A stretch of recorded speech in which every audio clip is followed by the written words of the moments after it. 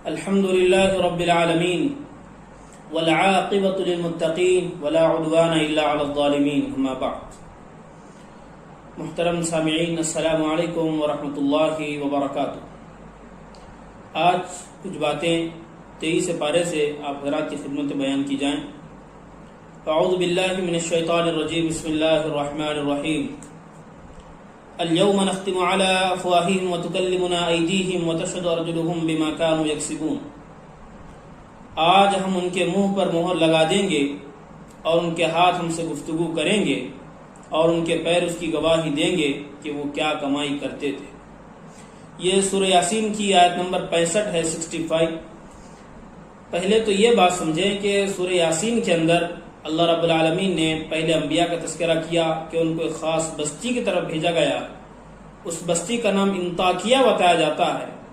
چاہے بستی کا نام جو بھی ہو، انبیاء کی وہاں پر بعثت ہوئی، وہاں پر لوگوں کی فلاح کے لیے، لوگوں کی ہدایت کے لیے انبیاء کو بھیجا گیا تاکہ وہ ذریعہ بنے. پھر اس طرح کے کیا حالات پیش آئے وہ بیان کیا. اس کے بعد سورہ یاسین کا ایک حصہ قیامت کے مناظر پر مشتمل ہے کہ کس طرح قیامت ہوگی، کس طرح لوگ اللہ کے بارگاہ میں حاضر کیے جائیں گے، اس کو یہاں پر بیان کیا ہے. اور جو آیت کریمہ آپ حضرات کی خدمت میں ابھی پڑھی گئی ہے، اس کے اندر بھی اللہ نے محشر کی ایک ہلکی سی جھلک بیان کی. پہلے تو سب لوگوں کو حاضر کیا جائے گا، شروعات میں سب کو آزادی ہوگی کہ جو چاہے عذر بیان کریں. لیکن مشرکین وہاں پر اپنے کفر و شرک سے بری ہونے کا کیا کریں گے، اپنے قسمیں کھا کھا کر وہاں کیا کریں گے کہ ہم شرک اور کفر سے بری ہیں. یہ باتیں وہاں پر وہ بیان کریں گے، واللہ ربنا ما کننا مشرکین، جھوٹی قسمیں وہاں پر کھائیں گے. تو اس وقت اللہ رب العالمین فرما رہے ہیں کہ ان کے منہ پر مہر لگا دی جائے گی. الیوم نختم علی افواہہم، ان کے منہ پر مہر لگا دی جائے گی. اب ان کے زبان بولے گی نہیں بلکہ ان کے اعضاء ہم سے گفتگو کریں گے. وتکلمنا ایدیہم، ان کے ہاتھ ہم سے گفتگو کریں گے. وتشہد ارجلہم بما کانوا یکسبون، اور ان کے پیر گواہی دیں گے کہ وہ کیا کیا کرتے ہیں. اور دوسری آیات کے اندر اللہ رب العالمین نے کان کا، آنکھ کا، اسی طرح کھال کا تذکرہ کیا کہ وہ گواہی دیں گے. شہد علیہم سمعہم وابصارہم وجلودہم بما کانوا یعملون یوم تشہد علیہم السنتہم. یہ بھی دوسری جگہ اللہ نے بیان کیا کہ اعضاء انسانی انسان کے خلاف اس دن گواہی دیں گے. اب انسان کے اعضاء جو زندگی بھر اس کے ساتھ رہے، کسی پل اس سے الگ نہیں ہوئے، وہی اعضاء کل قیامت کے دن انسان کے خلاف گواہی دیں گے. تو پھر کیا انجام؟ اعضاء تو جھوٹ نہیں بولیں گے. جو کیا ہے بندہ بالکل اس کی پوری رپورٹ اللہ کے پاس بیان کر. یہ ہر انسان کے ساتھ ہونا ہے، یہ عقیدہ ہے، اس کو ماننا ضروری ہے. اگر اس کو ہم نہیں مانیں گے تو پھر گویا ہم ایک اسلامی عقائد کے جو 3 بنیاد ہیں اس میں سے ایک بنیاد کا انکار کرنے والے ہیں. بعث بعد الموت، موت کے بعد کی زندگی کو ماننا یہ بہت ضروری ہے. تو وہاں پر اس طرح کے معاملہ پیش آئے گا کہ اعضاء انسانی انسان کے خلاف گواہی دیں. اور پھر یہاں پر یہ اشکال کہ اعضاء کیسے گواہی دیں گے، وہ کیسے بولیں گے؟ تو اس کا جواب بھی اللہ نے سورہ حامیم سجدہ کے اندر دے دیا ہے. انطقنا اللہ الذی انطق کل شیء، جس خدا نے دوسری چیزوں کو بولنے کی صلاحیت دی ہے وہی خدا ہمیں بھی بولنے کی صلاحیت عطا کرے گا، عطا کیا ہے ہم. تو یہ بات ہوئی کہ اعضاء انسانی انسان کے خلاف کل قیامت کی دن گواہی دیں گے. تو ضرورت اس بات کی ہے کہ اعضاء کا صحیح استعمال ہم کریں، کہ ہاتھ کا جو استعمال ہونا چاہیے اس طرح کا استعمال کریں، پیر کا جس طرح کا استعمال ہونا چاہیے صحیح طریقے سے اس طرح کریں، اور کان سے وہی چیزیں سنیں جو سننے کے لیے کہی گئی ہیں، اور آنکھ سے وہی چیزیں دیکھیں جو دیکھنے کے لیے کہی گئی ہیں. اس کے علاوہ اور کوئی کام نہ کریں، ورنہ یہ اعضاء کل قیامت کے دن ہمارے خلاف گواہ. ایک بات تو یہ ہوئی آپ حضرات کی خدمت. دوسری بات جو سورۃ الصافات کی آیت ہے، فلولا انہ کان من المسبحین للبث فی بطنہ الی یوم یبعثون. بس اگر وہ تسبیح کرنے والے نہ ہوتے تو یقیناً قیامت تک اس کے پیٹ میں پڑے رہتے. یہ حضرت یونس علیہ السلام کے تعلق سے بات ہے کہ جب حضرت یونس علیہ السلام کو مچھلی نے نگل لیا، وہ بڑا واقعہ، تفصیل واقعہ جیسا کہ آپ حضرات جانتے ہیں. تو جب مچھلی نے نگل لیا تو وہاں پر انہوں نے ورد شروع کر دیا تو اللہ رب العالمین نے وہی یہاں پر بیان کیا کہ اگر وہ تسبیح کرنے والے نہ ہوتے تو قیامت تک اسی کے پیٹ میں، مچھلی کے پیٹ میں پڑے رہتے۔ اب اس کا یہ مطلب نہیں کہ مچھلی وہ قیامت تک زندہ رہتی۔ معرف القرآن میں بات بیان کی گئی کہ اس سے یہ مغالطہ نہ کیا جائے کہ قیامت تک وہ مچھلی زندہ رہتی، نہیں، بلکہ وہ مچھلی حضرت یونس علیہ السلام کی قبر بن جاتی۔ یہ بات وہاں پر بیان کی۔ تو یہاں پر کیا بات معلوم ہوئی کہ تسبیح اور استغفار کی کثرت مصائب سے دوری کا سبب بنتی ہے، مصائب اس سے دور ہوتے ہیں، پریشانیاں دور ہوتی ہیں۔ اور جو تسبیح انہوں نے وہاں پر کی تھی، جو آیت کریمہ وہاں پر تلاوت کی تھی، اللہ نے اس کو بھی بیان کیا سورۃ الانبیاء کے اندر، لا الہ الا انت سبحانک انی کنت من الظالمین۔ یہ وہ آیت کریمہ ہے جو حضرت یونس علیہ السلام نے پڑھی تھی، اس کا ورد رکھا تھا، جس کے نتیجے میں وہ کیا پھر مچھلی سے باہر نکالے گئے۔ تو یہ تسبیح کا تذکرہ، تسبیح کی فضیلت اور اہمیت اس سے معلوم ہو رہی ہے۔ اور اسی آیت کریمہ کے متعلق ایک حدیث پاک ہے، ترمذی شریف کی روایت ہے، رسول اللہ صلی اللہ علیہ وسلم نے ارشاد فرمایا، دعوت ذی النون اذ دعاہ وهو فی بطن الحوت لا الہ الا انت سبحانک انی کنت من الظالمین فإنه لم يدع بها رجل مسلم في شيء قط إلا استجاب الله له۔ کہ وہ دعا جو حضرت یونس علیہ السلام نے مچھلی کے پیٹ میں رہ کر پڑھی تھی، کی تھی، اگر وہ دعا کوئی مسلم بندہ کسی چیز میں کرتا ہے، کسی مسئلے کے لیے کرتا ہے، تو کسی مسئلے کے خاطر وہ دعا کرتا ہے، تو اللہ رب العالمین اس کی دعا کو ضرور قبول کرتے ہیں۔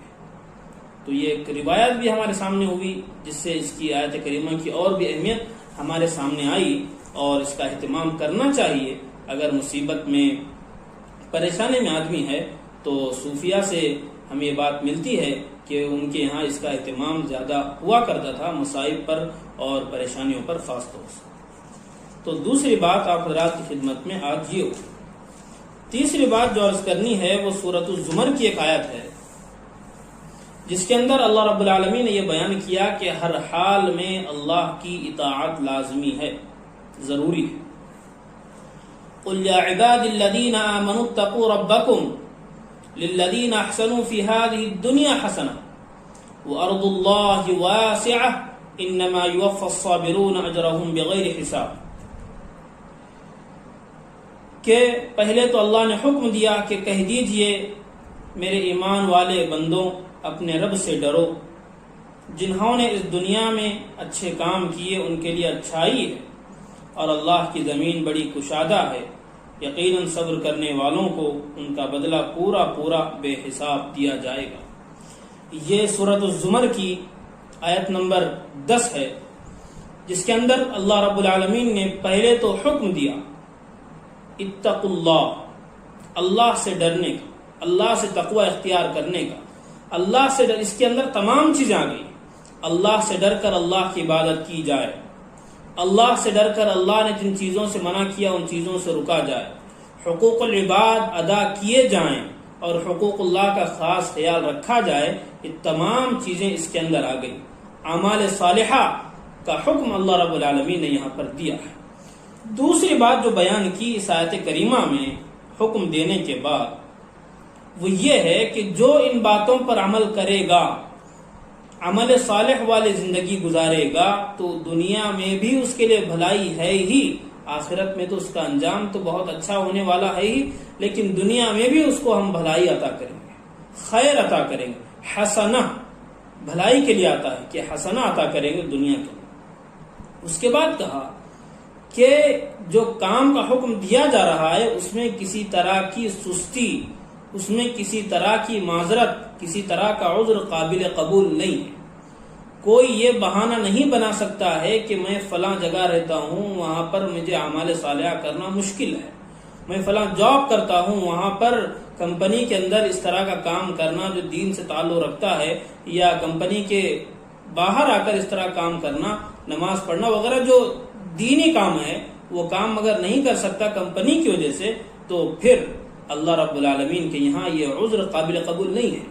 کیوں قابل قبول نہیں؟ وَأَرْضُ اللَّهِ وَاسِعَةٌ، the earth of Allah Rabb al-Izzah is wide، کیونکہ اللہ کی جو زمین ہے بڑی کشادہ ہے، اگر یہاں پر اللہ کے احکامات پر عمل کرنا دشوار ہو رہا ہے تو اللہ کا حکم ہے کہ یہاں سے کیا کیا جائے، ہجرت کی جائے یہاں سے. in order to worship your Lord freely, but there are no any kind of excuses acceptable.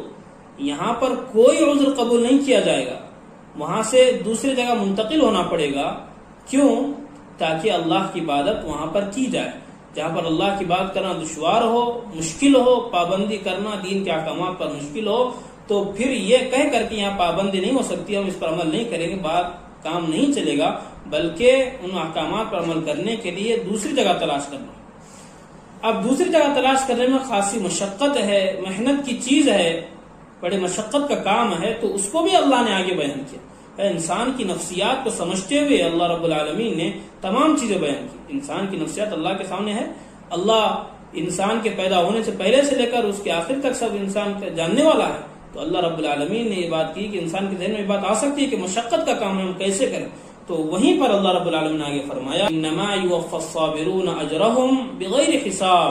Certainly those who observe patience will be given their reward in full without measure. کہ یہاں پر جو مشقت ہے اس پر جو استقامت کے ساتھ رہے گا، صبر کے ساتھ، تحمل کے ساتھ جو رہے گا، اس کا اجر اللہ پورا دیں گے اور بے حساب. تو یہ بات اللہ نے بیان فرمائی کہ پہلی بات عبادت اللہ کی ہر جگہ کرنی ہے. اگر اللہ کی عبادت کہیں کرنا دشوار ہو رہا ہے، مشقت ہو رہی ہے، تو اللہ کا حکم ہے کہ وہاں سے آپ کوچ کریں. اللہ کی زمین بڑی وسیع ہے، وہاں پر جا کر اللہ کی عبادت کریں. جاب کے خاطر کسی دینی عمل کو چھوڑنا یہ بالکل بھی مناسب نہیں ہے، بالکل بھی اس کی اجازت نہیں ہے. اور فرمایا کہ اس میں خاصی مشقت ہے، لیکن مشقت ہم تھوڑی سی برداشت کریں گے. یوفی الصابرون اجرهم بغیر حساب. مشقت تھوڑی سی برداشت کرنے پر اللہ کی طرف سے بے شمار انعامات، اللہ کی طرف سے بے شمار نوازشات ہوں گی. یہ بات اللہ نے بیان فرمائی. ایک اگر پرابلم ہے تو اس کا سلوشن بھی اللہ رب العالمین نے بیان کیا، لیکن اللہ نے یہ بات لازمی کی ہے کہ ہر حال میں ہر جگہ پر اللہ کی اطاعت لازمی ہے، اللہ کے احکامات پر عمل کرنا لازمی ہے. یہ بات بیان کی اللہ رب العالمین نے. تو 3 باتیں آپ حضرات کی خدمت میں جائی. تو انہی 3 باتوں پر آج ہم اپنے خلاصے کا اختتام کرتے ہیں. وآخر دعوانا ان الحمد للہ رب العالمین.